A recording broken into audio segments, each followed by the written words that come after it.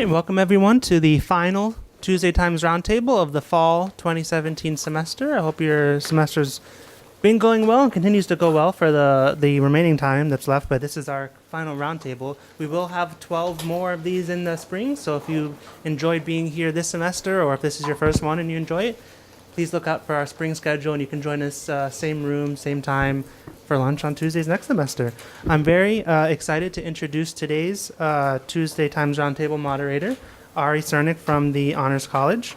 Having lived in 3 different continents, Ari would say that he's seen and experienced life in a way that not many people have.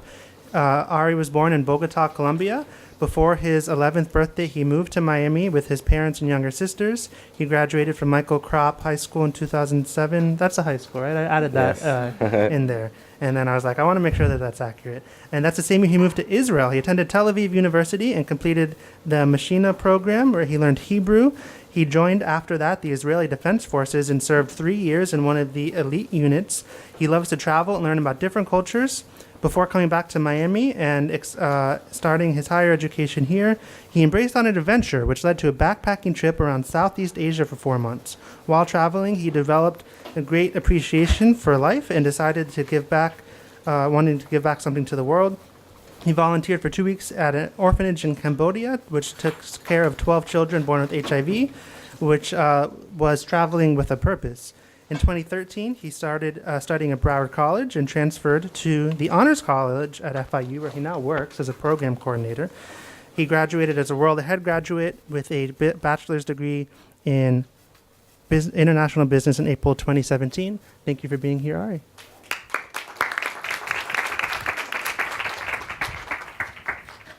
All right. Hi, everyone. Thank you for being here.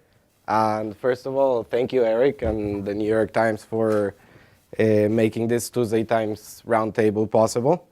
If you guys don't know, Eric's office runs another program called the Global Medallion, which you can graduate with a medallion. If you don't know about it, you should definitely reach out to him and ask him some questions. Okay, let me get started. I'm going to speak about backpacking the world, and we're going to see if this is really right for you.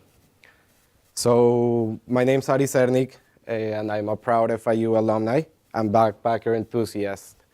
I will be presenting today with Suzanne Kerpel, who I will later introduce. She's sitting here.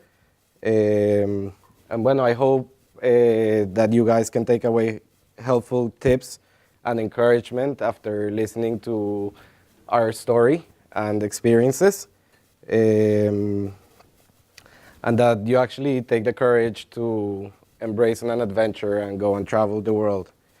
So as Eric mentioned, I now work for the FIU Honors College. I've been working there for about 3 months and a half. I graduated here with an international business degree, and I really, really, really love my job. So I was born in Colombia. My family is from Poland. I'm Jewish. So it's kind of like I'm a minority of a minority. So I moved here when I was 11, and after high school, when everybody was looking at which college they should attend, I was really looking at which country I should go and travel. So you guys, I don't know if you've heard of it, but Colombia is a very dangerous place. It's really, really, really dangerous. And the reason is that because if you go there, you're going to love it so much that you're going to want to stay.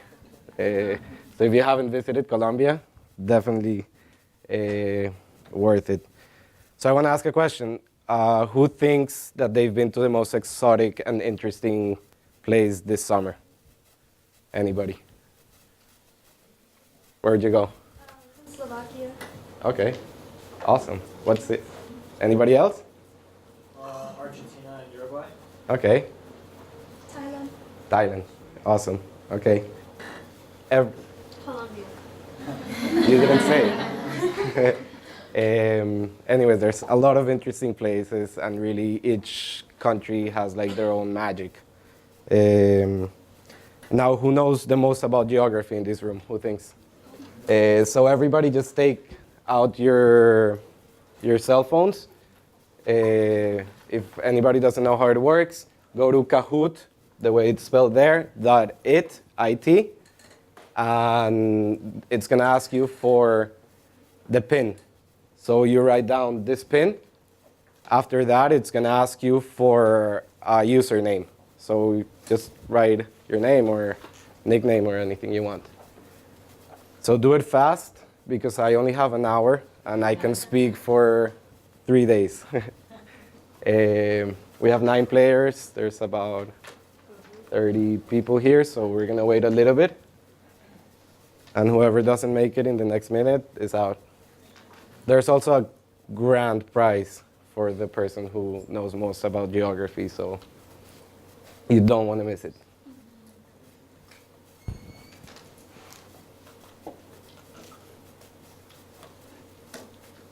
Is everybody there?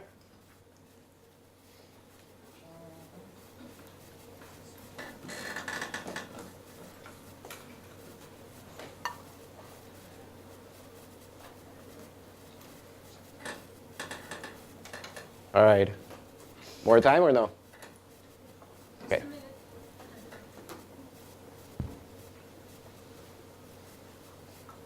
You got it? All right. All right, so I'm going to read the question. You have 20 seconds to answer. Okay? How many sovereign states are there in the world according to the United Nations? Actually, 10 seconds. 5, 4, 3, 2, 1. Let's see, you got it right? Okay, which 3 continents have the most amount of countries in order of most to least? 5, 4, 3, 2, 1. Yeah, Africa. A is the correct answer. What is the country with the biggest population, and what is the population? 10 seconds. 5, 4, 3, 2, 1. It's China. This is the score. Emily is leading. Now, which country has the smallest population, and what is the population?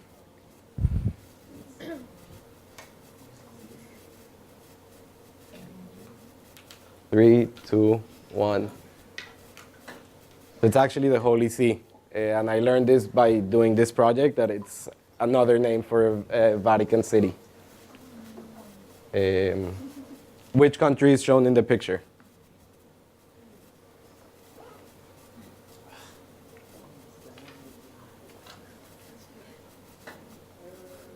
Three, two, one. Correct answer, Uzbekistan. And 24 people knew that. Again, which country is shown in the picture? Now, if you know me, you know which one I would have chosen. 5, 4, 3, 2, 1. Azerbaijan. 7. Which continent holds the biggest desert in the world?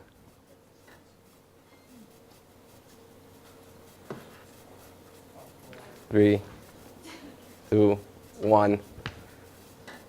Oh, 15 people knew that. So Antarctica is actually considered a desert. What percentage of Americans hold a valid passport?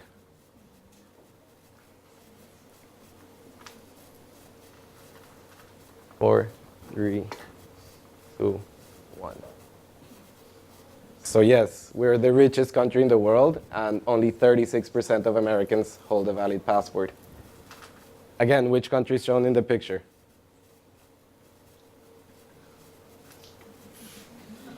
Okay, I gave you all an easy one. Being from Miami, you should all know this. And the last question, what is the capital of Israel? According to me.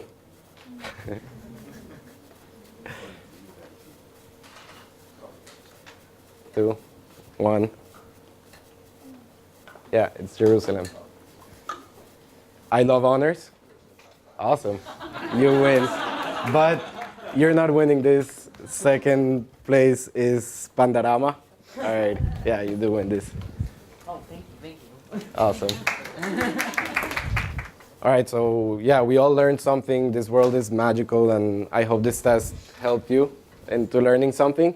If anybody wants to know of other websites for this kind of tests, I can give it to you because I love playing them. Okay, the rules. Now, one thing that is really going to be happy when you actually go and take the adventure of traveling is your taste buds.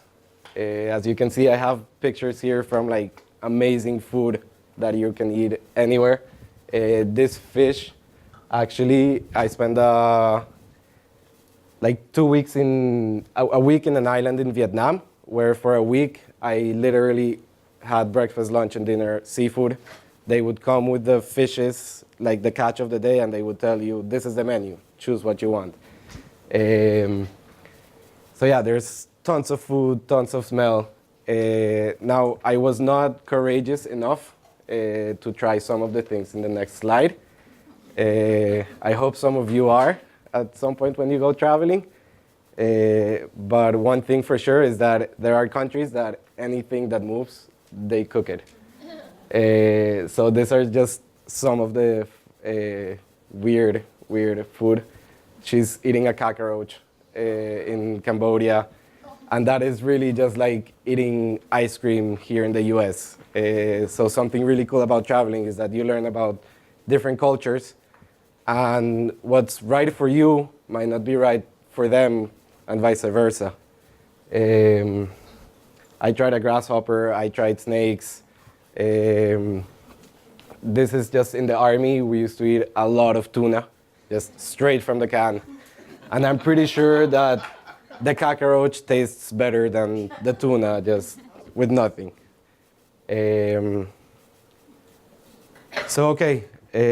My first real adventure traveling was when I was 13 years old. I was doing my bar mitzvah, and there's a tradition to have a big party when you do bar mitzvah. And my parents told me, Ari, what do you prefer? Do you want a big party or do you want to go traveling somewhere? I obviously chose traveling, and we went to Holland and to Israel. So this is the Western Wall, and that's where I did my bar mitzvah.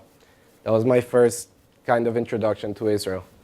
Then in my high school in Colombia, I went to a Jewish high school, and the summer before your senior trip, they would take you for 2 months in Colombia. I kept in touch with my friends, and I went on this trip, which was really the first time that I went as an adult, or thinking that I'm an adult, with like 20 group of friends to the other side of the world. We had an amazing time. We went hiking, partying, and other stories that I can't share.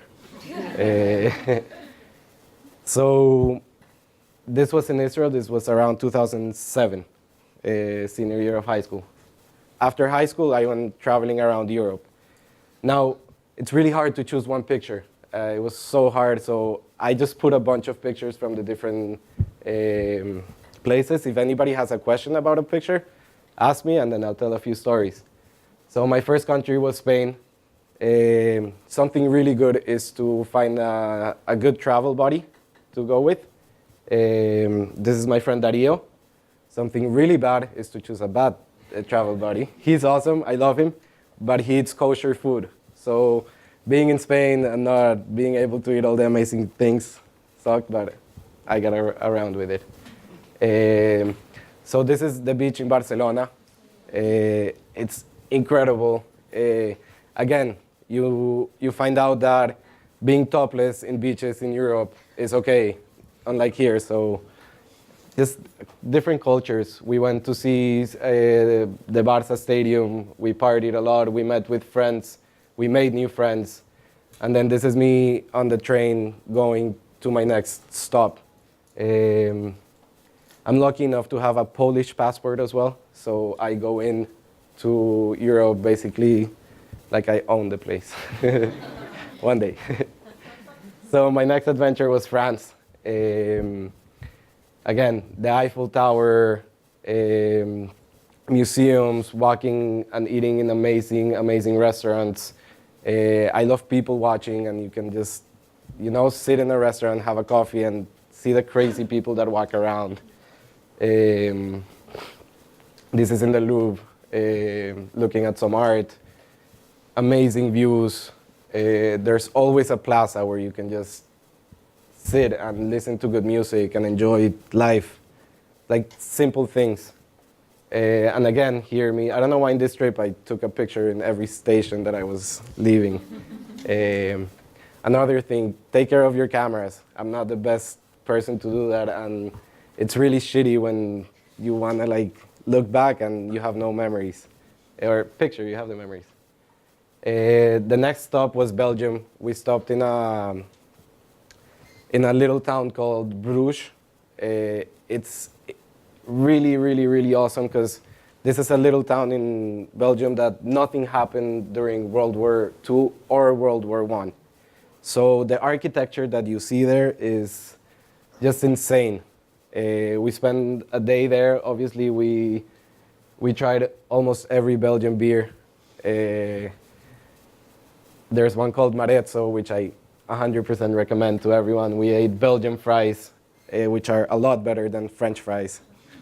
Again, architecture, waffles in Belgium are the place to get waffles.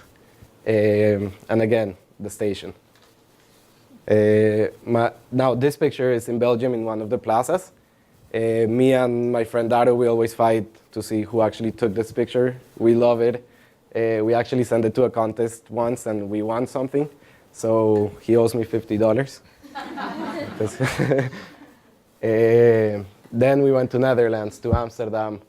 Again, a beautiful city with just crazy people walking all over. This was in the Heineken Museum. It's a really cool story. Basically, they used to give you buttons in the museum, 3, and at the end of the museum, there's a bar, and you give your button, and they give you a small beer. And there's a lot of families with children that went to the museum, and they didn't want the coins. So we spent here so many hours just getting coins from people and just drinking a lot of beer. That was a lot of fun and free. Again, this is just a store, and you can see all the colors and all the different traditions. These are Tom shoes there. Everybody wears them, and you think it's the weirdest thing ever. Again, electronic music festival in one of the plazas just in the middle of the day. This is a trance that we bumped into the trance all the time. And you find places from back home all the way in the other side of the world. So this is San Andresito. If anybody's from Colombia, they for sure know. And they have everything you need from Colombia. So if you get homesick in Holland, you always have this. They have such a weird language.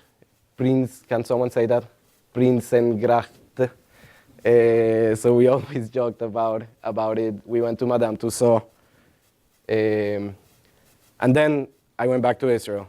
So I've always wanted to live in Israel. After Europe, I came back to Miami and then decided to make Aliyah, which means to actually move to Israel. This picture is actually the day that I made Aliyah and I arrived. I made Aliyah with my 2 best friends, Alex and Sata. Again, in Israel, I studied a year in Tel Aviv University, and we traveled a lot. This is biking in the desert.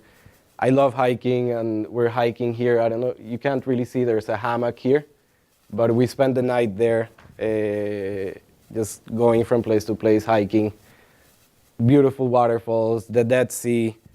You float in the Dead Sea, it's crazy, which is right here. It was supposed to be one of the 7 wonders in the world, but it's not now. I worked in the garden in a kibbutz, which is kind of like a settlement. That's how Israel started.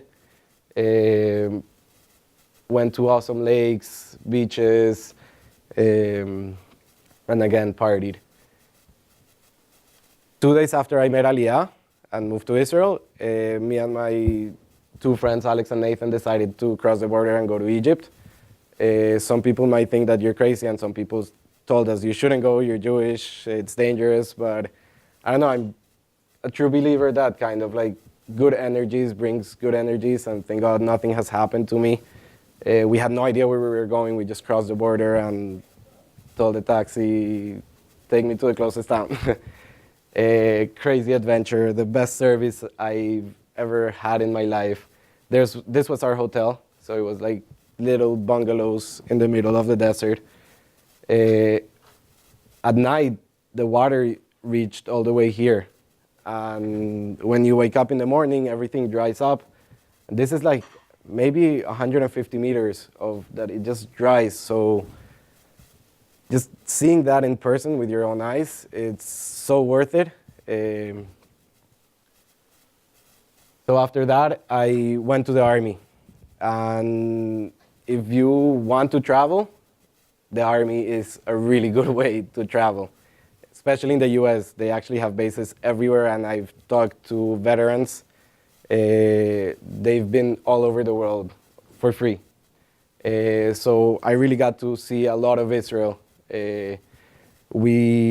That's where I fell in love with hiking, really. We used to work with topographic maps, and I don't know if anybody has seen it. You have a question? Yes, I have a question. Sure. Since you were living in Israel, and you're Jewish, you were required to join the army? To join the army, you are required if you live there.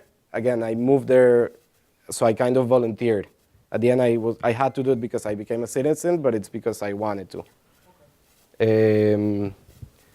And it's really great, just reading a map, something that we really don't do, and just seeing the whole terrain, and then looking at the map and really understanding it. In the free time, we also do a lot of hiking. You get to see incredible views, amazing sunrises. We walked a lot and a lot and a lot, carrying a lot of weight. And we also did like volunteer work where there's a lot of fires in Israel, so we would go to mountains and basically clean the mountain. Again, I fell in love so much with Israel and hiking that after I finished the army, I went on a trip called Yam Le Yam, which means sea to sea. And basically we walked from west to east of Israel, the whole country. Any guesses how long it takes walking? 2 weeks? 3 days. Yes, we cheated a little. We got in the car for like 30 minutes. No, but it really takes no longer than 3-4 days. It's a really small country, and something that I love about Israel also is they have something called Shvil Israel, which means Israel pathway.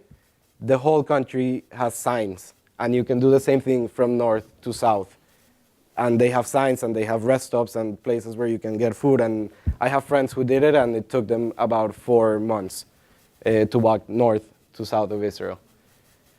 After the army, I wanted to go traveling, but I really wanted to get a culture shock. I wanted something different, so I went to Southeast Asia. I had no plans. I didn't know what hotel I was staying. I only bought a one-way ticket, and that's all I knew.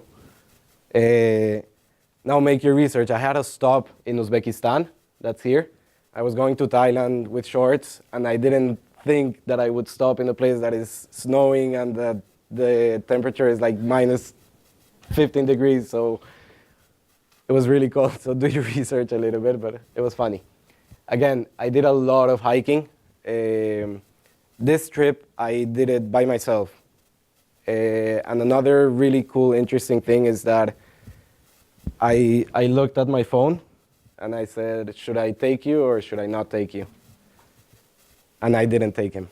My mom hates me for it. But we're so addicted to this thing that it was so nice to spend almost 4 months with no cell phone.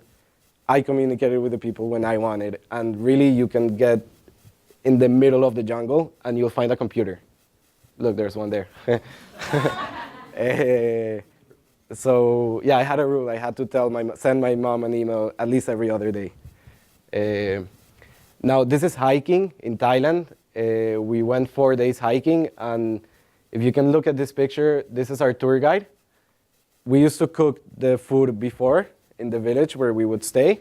He would take it in kind of like Ziplocs, or you would take like a banana leaf, and you would wrap the food, the pad thai, around the banana leaf, and then he takes bamboos, chops them up in the middle of the field, and you have the nicest plates you've ever eaten. This was another tour guide. The kid is 13 years old, and it was really hard walking. It's bad terrain.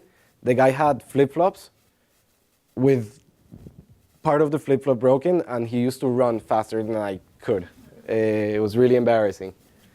Again, elephants. This is the house we stayed in. Again, more pictures. It's really awesome memories. I was by myself, and I met these two people, Ian and Yolanda. And Ian told us about a town called Pai. And he said, wow, you guys haven't heard of it, you should go. And that's what's really cool about backpacking without an itinerary. I had no plans, I had nowhere to be. So you meet people along the way that they'll tell you of a place that you haven't thought of, and you just hop on a bus and go with two strangers. We were supposed to go there for 2 days. We woke up the second day and we were like, stay? Yeah, let's stay, this place is awesome. We got stuck there for a week. And that's where I learned something really important about traveling, that it's not really fun. I mean, it is fun, but my Europe trip was like 2 days here, 1 day here, going from place to place, kind of like clicking, marking that I was there. Don't do that. Go to a place, stay a week, get to meet the people, get immersed with the culture. You learn so much. And that happened to me a bunch of times. Again, bungalows in the middle of the jungle, the mountains. This was a waterfall which you could slide all the way through. So that was a lot of fun. We spent the whole day there, and you used to rent motorcycles. You can't see it here, but I fell. That was my first time in a motorcycle. And again, you meet really incredible people. These are the two hippiest people I've ever met in my life, from Portugal. This was actually New Year's. This happened in 2012, and I still speak with them. So, you know, if I know that anytime I go to Portugal, they'll open their house. And again, beautiful, beautiful walks. Then I crossed the border to Laos. Laos was magnificent. I got on a river tour, so we spent 2 nights and 2 nights and 3 days in the river. This guy, we're meeting 7 in the morning. We gave our passports, and they just took it away. And the guy, he just went and bought 2 bottles of tequila. And we made such a big party in this boat. There were people that wanted to relax and read their book, and we were in the back just making a mess and being friendly with everyone. And those were two amazing days. This is the little town where we stopped. And then you see caves, etc. I'm gonna move a little fast because really I can speak about every picture. Look at these waterfalls. It's really magnificent places. And then the bonds and the friendships that you make, they really last forever. Some of these people have already come to Miami, and we've gone out. Another little town that we stayed in. Now, religious practices. I taught English to monks in Laos. I also learned that Laos is the most bombed country in the world. So you learn so many things by traveling. During the Vietnam War, every 9 minutes, 8 bombs were dropped in the ground. And I went to visit caves where they had a whole community, like hospitals, schools, anything you can think of in caves, and that's how they lived for years. This was another couple that we did a hiking tour, and we stayed in the village. We taught English, we taught math so we don't have the same language, so how do we communicate? We had sticks, so it's like, how much is 5 plus 5? And they would give us the sticks. So you find ways of communicating even with a different language. This guy was building his house, and you can't see the picture here because... so we heard music and we went to his house, and basically they were celebrating because it's the beginning of the house. These people, the first time they saw an outsider was in 2007. This was 2013. So they were just, I was the white guy that no one had seen, and they were all shocked, and they look at you like you're an alien. But it's how you look at them also. So traveling kind of teaches you to not do that. Then we went to Vietnam to like amazing, beautiful beaches where really it's like so much land where it's only you and the person you take. 70% of that island called Phu Quoc is untouched, so it was really, really, really beautiful. Again, bikes. Vietnam, we went to Ha Long Bay, which it's magnificent. It wasn't summer when I went there, it was winter. But again, it was beautiful because there were not so many boats. So if you go in summer, it's a lot of parties and less nature. And something, again, another tip, always have a hammock. I bought this hammock for like $2 and I put it in my backpack. And look how I made the boat. We were there for 2 days, so we just had a hammock in the boat that they didn't have. We could relax and chill. Sleeping buses. You spend hours in buses, like bus rides of like 13, 14 hours. The roads are like super, excuse me? Well, yeah. And people vomit in the trips, and chickens come in the bus, and it's just a mess. And all you're doing is praying, like, please let me get there safe. But again, good energies, you can do it. Relaxing, riding in trains. Again, this is the fish that I loved so much. There's a question back here, I believe. Yes. 5 things that should always be in a backpack. 5 things. 5 things. Suzanne is a lot better for doing that. You guys haven't met Suzanne, but she's a pro of that. Really, I don't know, toothbrush, I'll say my 5 things. A toothbrush, a map. That's it, your wallet and a camera. And no, toilet paper you find. Not in India. Baby wood. So there you go. Everybody has their own thing that they'll take, but you'll hear from Suzanne, you don't need much. What else? Toothbrush, the map, the camera. A quick dry towel, that's my number one. Just a lot of, how's the word? You just want to travel. You don't really need anything other than wanting to be there. And you always find people. People think, oh, I'm going to go to Thailand. They sell toothbrushes and they sell everything you can find here. So actually, the less you go with, the more you come with, because you can buy things there. So take little. Cambodia is a magnificent place. It really changed my life. When I was there, they had a king. He died 3 years before I did, and he was cremated. And when I was there, they brought him to his temple, and they were going to burn the body. And I got to see that live. Just millions of people in the street paying respect to their king. What wasn't really so much fun is that they have like a week of mourning, so there wasn't music, there wasn't partying, there wasn't anything. Then I ended up volunteering in an orphanage with kids that were born with HIV. I still help them to this day. We formed a company. Actually, there's someone here who helped me in the process. Giving back. And, I came back, and I didn't want to let distance stop me from making an impactful difference in their life. They're amazing artists, and we found out that they paint beautiful. And the second night that we were there, we asked Papa Len if we could go out and sell it, and he laughed at us. And the first night we came back with $68. We used to go to people in the street like, hey, do you want to buy this? Oh yeah, how much is it? You can give me a penny or $1 million. You put a price. $68 is food for them for like 2 or 3 months. So imagine the difference that you can make. And again, they were being kicked out of their house because the misconception of HIV. So when I was there, we also helped into building their new house, which a guy from Taiwan was able to raise enough money to get them the house. Again, more pictures, and I arrived there by mistake, really.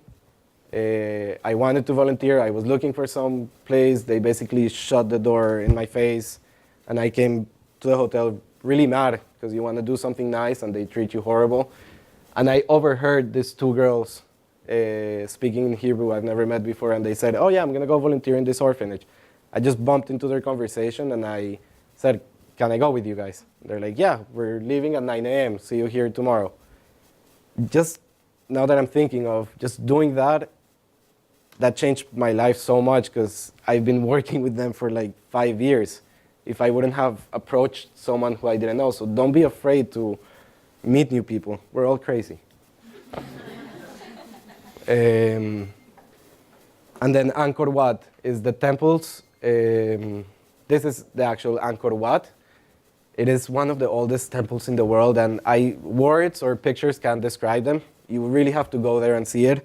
I spent 2 days just on a bike walking around all the kinds and different types of temples that you see.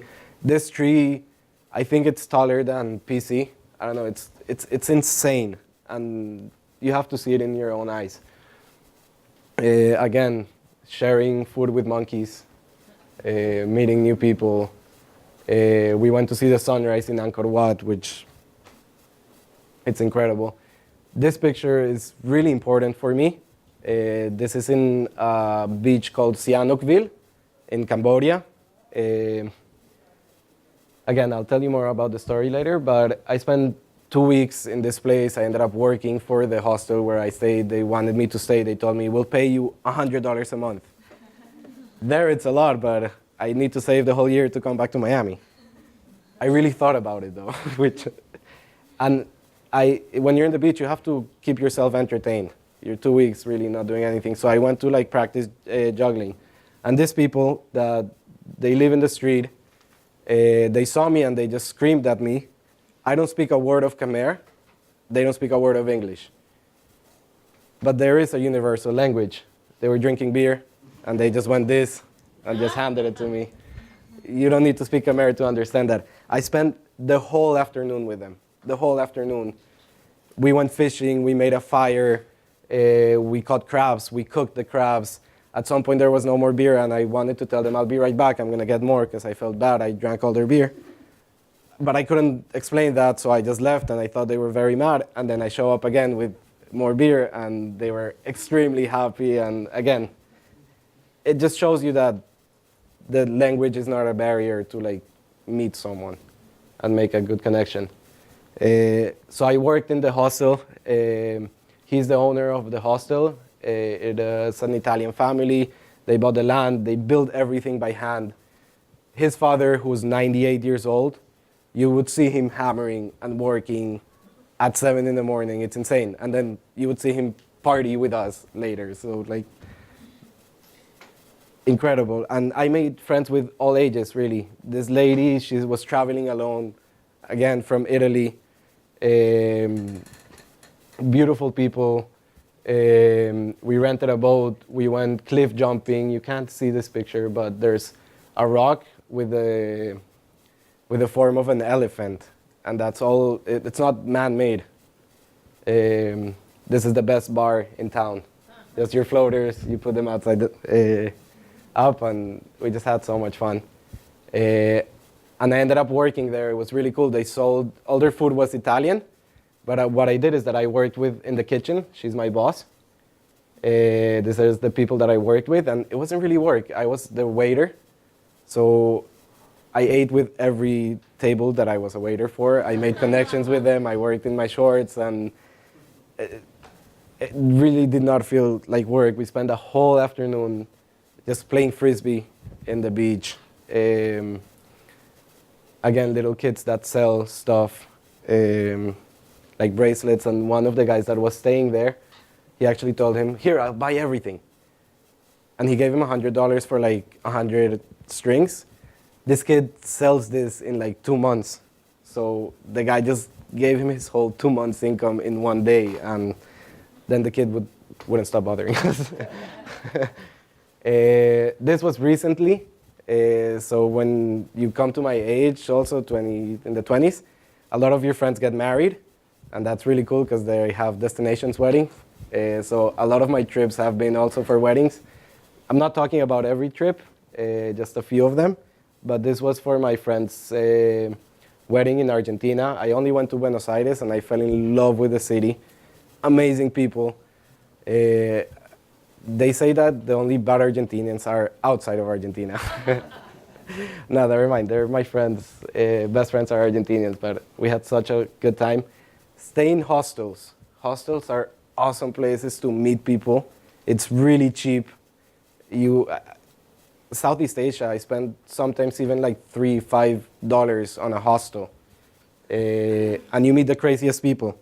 These two girls, they were doing a trip in motorcycle. They arrived to Argentina in motorcycle. Do you guys know where he started? They started in Alaska. They were on a motorcycle for 8 months. Just, I don't know, people that say, okay, I'm not gonna do this anymore, I'm gonna go on an adventure. And they took me on a ride in Argentina, and again, I'm friends with them that I know that I can go to Holland now and I'll have a place to stay. Best food, best meat in the world, soccer. Again, this is in my friend's wedding. And this is a friend from the army, which is really cool because I still keep in touch with them. And we try to do trips every often, so we meet each other in different destinations. So again, seeing someone that you haven't seen for 2 or 3 years, it's really cool to, I don't know, choose a new place, go to a new place, if possible. Azerbaijan, I got a scholarship from the Honors College. This was one of the most immersing experiences in my life. It's a program by the United Nations. Their purpose is to build bridges between different cultures and communities. And we were studying about refugees. So this is kind of like a study abroad. There were people from so many countries, Kurdistan, Iran, India, Senegal, every place in Europe, South America, all different kinds of religion.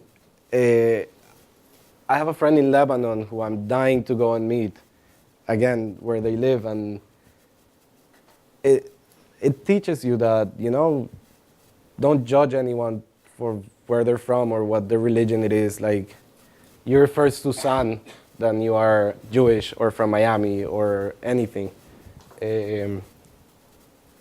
You know, like a Jewish guy and a Palestinian or a Muslim having a beer together, and I just wanted to like videotape it and show the world, like, look, this is possible.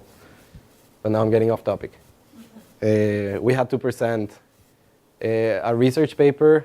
It was just really, really, really great experience. Again, the city and the culture, like for example, it's a very religious culture. Baku, the capital, is a little less. But men, even kids our age that are not religious, they don't wear shorts because that's too girly. They don't wear pink shirts or green shirts or colors that are girly. And things that you would think it's nuts, but for them it's normal. That's how they live. Then this was last week, again, for another wedding that I had in Mexico. I really try to get around as often as I can. They celebrate La Semana de los Muertos, of the dead. Insane, the whole country becomes dead and they walk around, so many costumes. And and try to do it yourself. You know, there's many tours will make your life a lot easier. You don't have to worry about so many things. But again, we bought a ticket, went there. I know people in Mexico, so I stayed in their house, and then we rented a car. The car was $4 a day. It was extremely cheap. We thought it was fake until we actually got to the place and had to ask in person. And we drove to San Miguel de Allende, which is like 3.5 hours away. And you know, people are saying like, oh, is it dangerous? I'm here standing, so I mean, just be smart. You know, look at your surroundings. If you see something sketchy, don't go near there. But yes, you can go to Mexico, rent a car, drive in the highway by yourself and your girlfriend, and be safe. We went to Guanajuato, which is a really crazy town. It's built by tunnels, and tunnels are connecting tunnels, but this is just way too many tunnels. And they used to mummify people there, and they have haunted houses. And we went to a museum to see how they tortured people, like the Spanish people, when they arrived in Mexico. Again, this is people from the wedding. This is in Guanajuato, Mexico City. Now, these are some of my trips. I could go on and on and on about every of them. If anybody wants to know more or share their experiences, you can come to me after the session. So now I want to tell you about smart ways of traveling. Everyone, you know, you guys are all students. We all need more money. I'm not rich, but there are ways that you can use to travel. I'm going to start just, and there were supposed to be 2 more pictures here. But something that we have in school, alternative breaks. Take a look into it. You go here with a group of students and you do volunteer work, and they help you fundraise. This one, use your community. If you're Christian, go to a church and see what they have. This is a Jewish organization called Yehudi.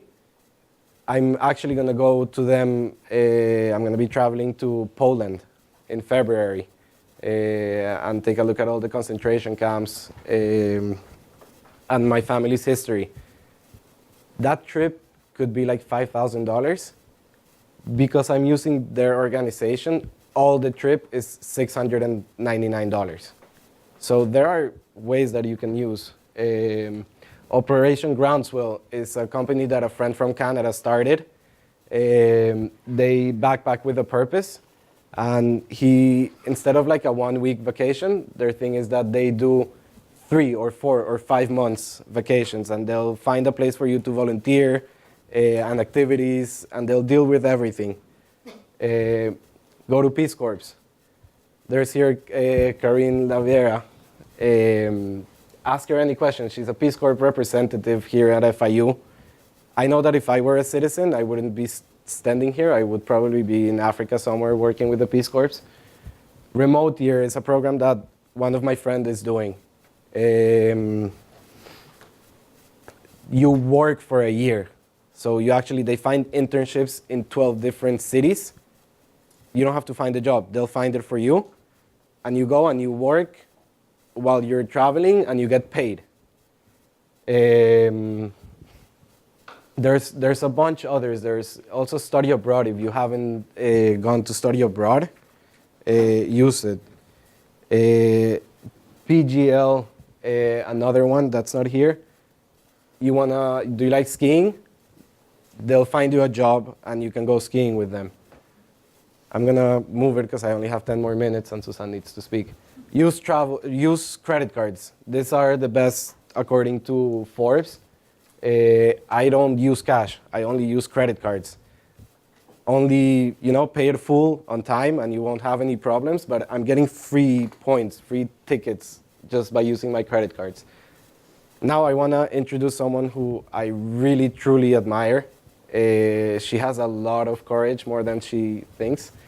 And she and her husband, Andres, quit their jobs and they went traveling for 1 year.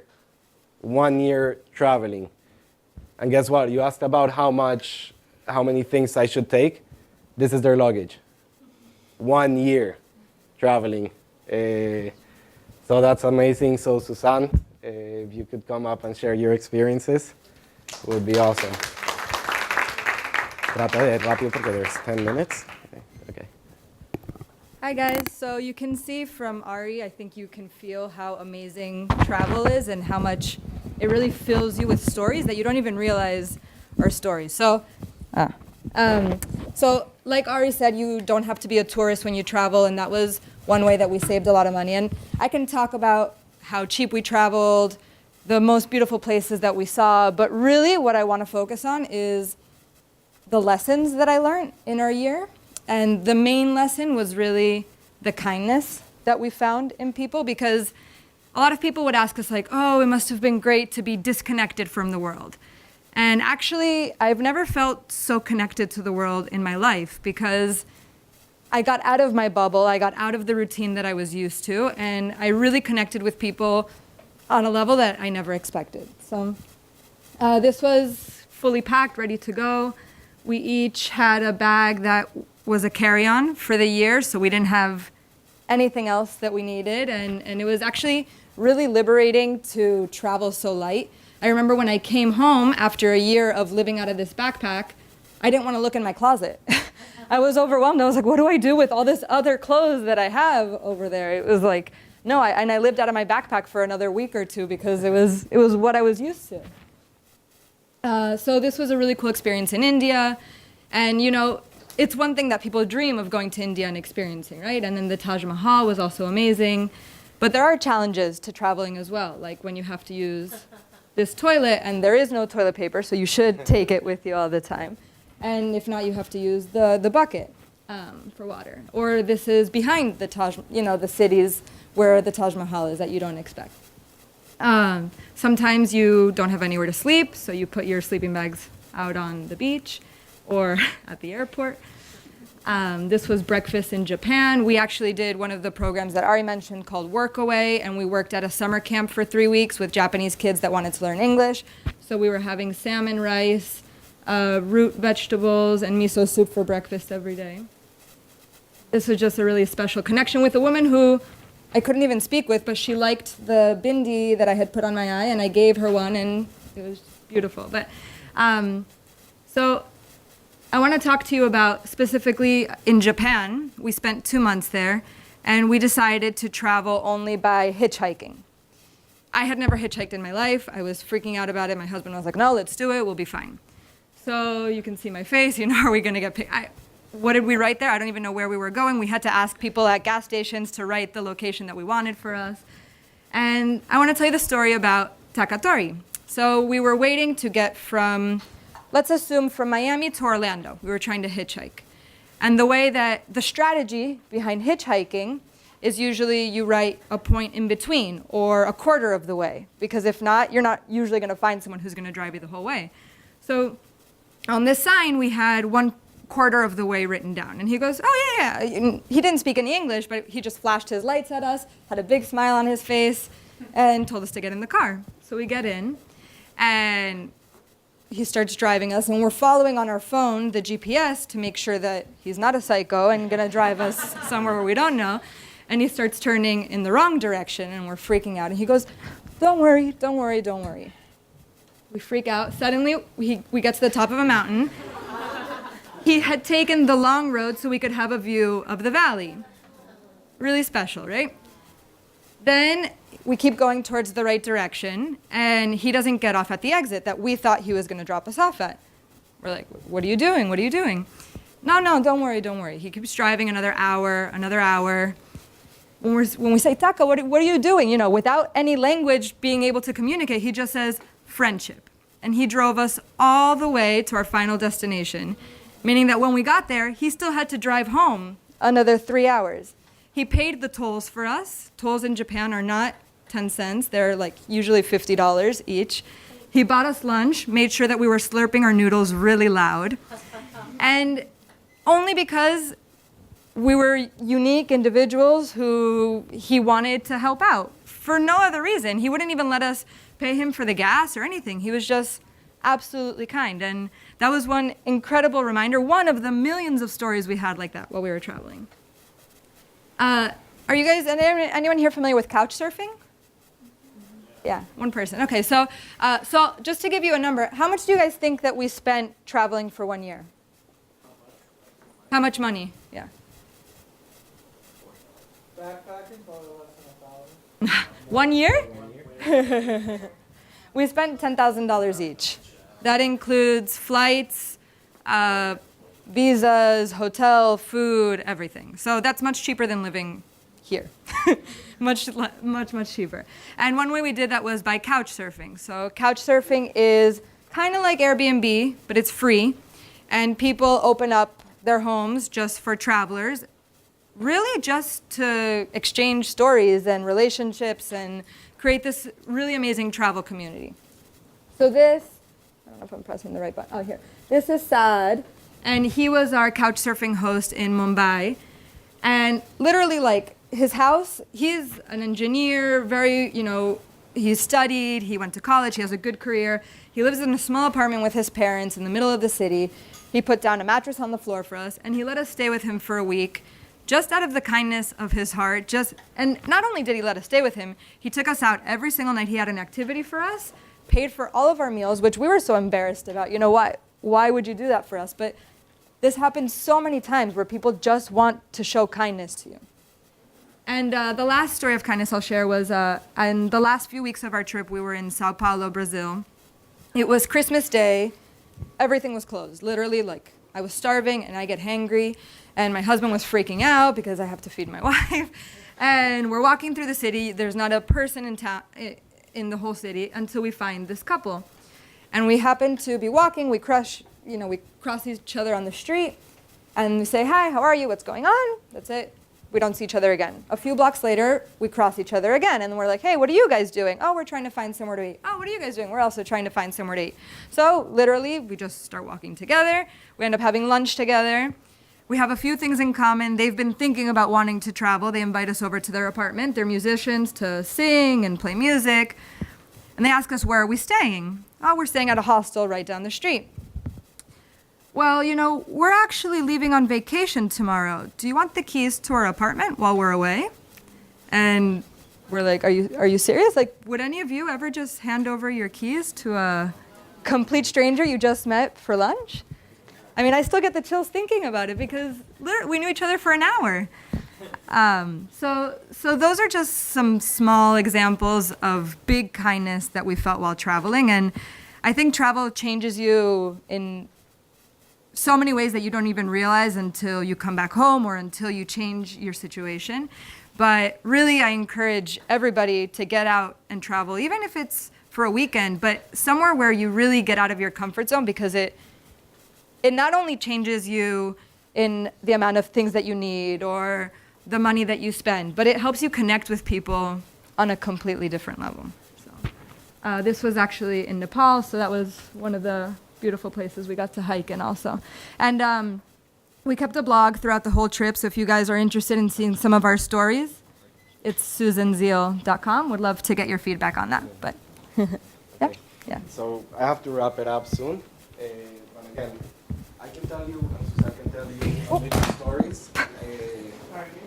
Yeah, because I almost broke it. So before I went to the army, I asked my friend, tell me how it is. And he answered, Ari, it's a different experience for everybody. You do it and you tell me how it is. So I'll tell you guys, listen to our stories, listen to the tips, but go do it and then come back and tell us your stories.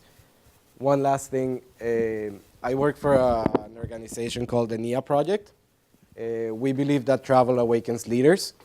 It is a beautiful organization, and we provide a fellowship for kids in underserved communities in Miami-Dade. These are kids that haven't been as far as the beach. A lot of people don't have a passport, and we take them abroad for a week. This year they went to South Africa and Namibia. What's really good about our program is that 100% of our kids are accepted into college universities, and 90% actually receive scholarships to continue their education. So the NIA project is not just about come, volunteer, have fun, and that's it.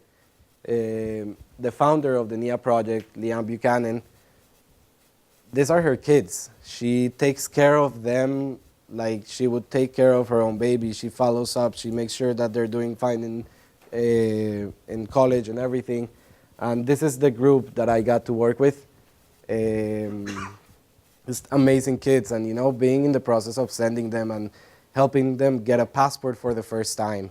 If anybody here doesn't have a passport, let me know. I know exactly where you need to go, what you need to take, etc. So I can give you all the information. And finally, so this year for the NIA project, we are looking to grow our advisory committee.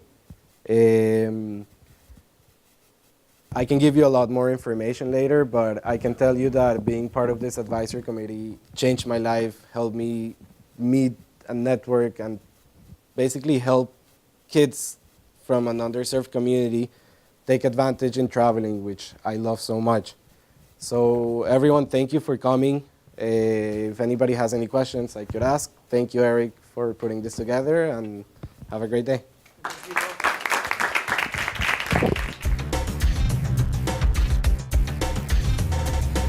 Produced by Academic Video Services within the Division of Information Technology at Florida International University.